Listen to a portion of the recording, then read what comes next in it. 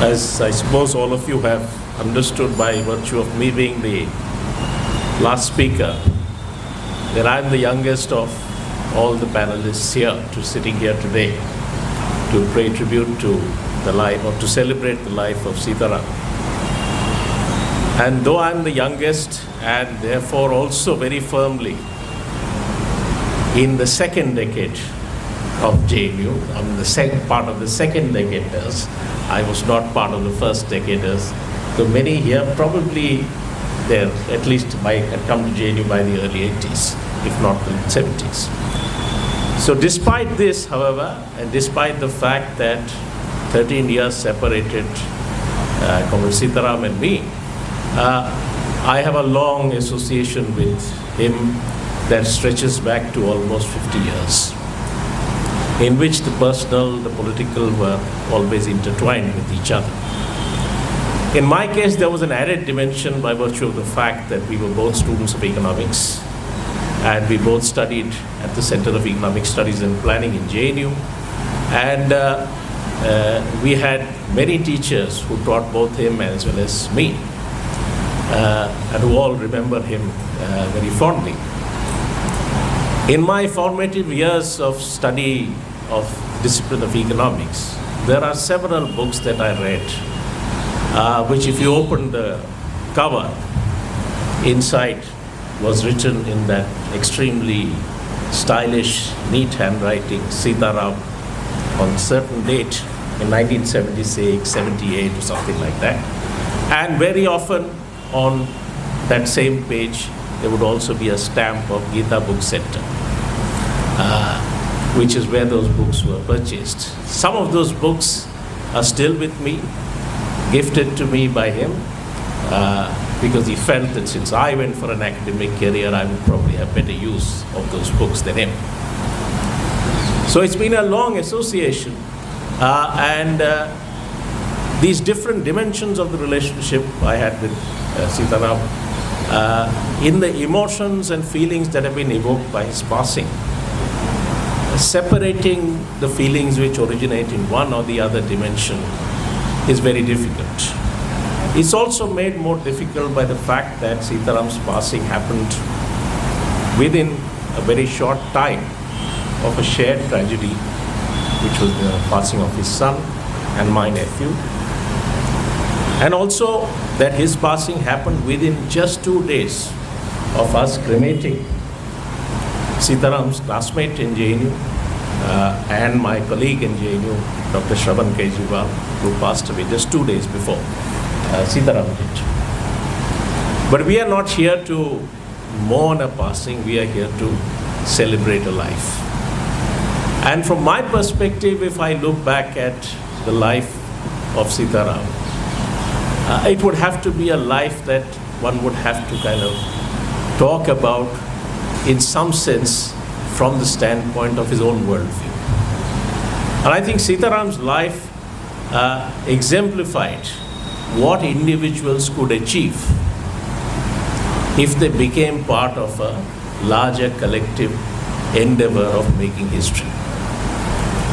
From the standpoint or the perspective of JNU itself, of course, from that standpoint, Sitaram, of course, distinguished himself from those who were given the title of distinguished alumni by the university administration by standing up in defense of the university when it came under attack, like so many others who are also present here. But from JNU's perspective, Sitaram is perhaps an early and shining example of the transformative impact such a university could have, which has been talked about by previous speakers. The possibility for which was not something that was granted by any administration or any vice chancellor, but a possibility that was created by the student body itself with the help of the faculty of the university. Sitaram, as has been mentioned, played a very important part in making the traditions for which JNU came to be known, which was handed down to subsequent generations like us as the legacy which we had to carry forward. Sitaram made very important contributions in the making of those traditions. But perhaps in the process, he also became the Sitaram that the world knew for decades after that. When he came to JNU, as has been mentioned, it was not his intention to become a lifelong communist political activist. But it is the transformation that he experienced in jail that made him one. And the life that he led since then, when he committed himself, his life till the last breath, to a struggle for social transformation in which the working people would be the agents of their own liberation. It's a commitment that he came to forge in JNU, which stayed with him for the rest of his life.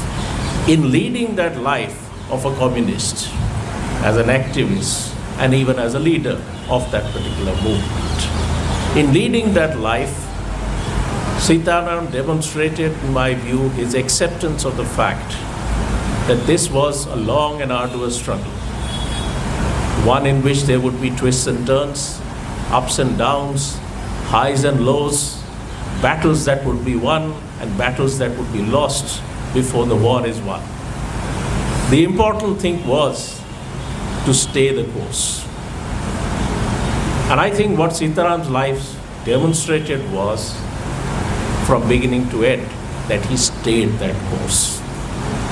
Never wavered, and no matter how difficult circumstances might be, you never waver, you stay the course.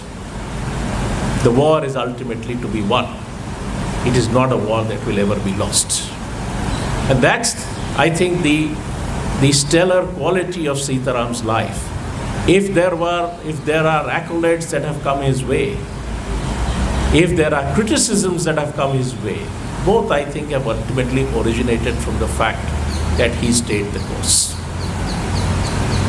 That's what his life, that's the aspect of his life, I think, which I would think is the one to be celebrated the most. Naturally, when someone like him, with his abilities, with his leadership qualities, with his array of abilities which people have talked about, is lost to such a movement, whether one thinks of the movement in narrower terms as the movement of which he was directly a part, or the party in which he was a part, or the larger movement in which all of us, everyone present here, is in some sense a part. The loss of such a person, naturally, of course, seems to be something where one feels terrible loss has happened to the movement, apart from everything that we feel because of a loss of someone with whom we had an association. It seems like a terrible loss. And naturally, in today's times, there is also likely to be a lot of self-doubt about what is going to happen, who's going to play the role that he played in this particular time. But it would perhaps be the most inappropriate tribute to his life if we were to see his absence as a gap that cannot be filled, as an excuse for our own shortcomings and our own failings. He stayed the course.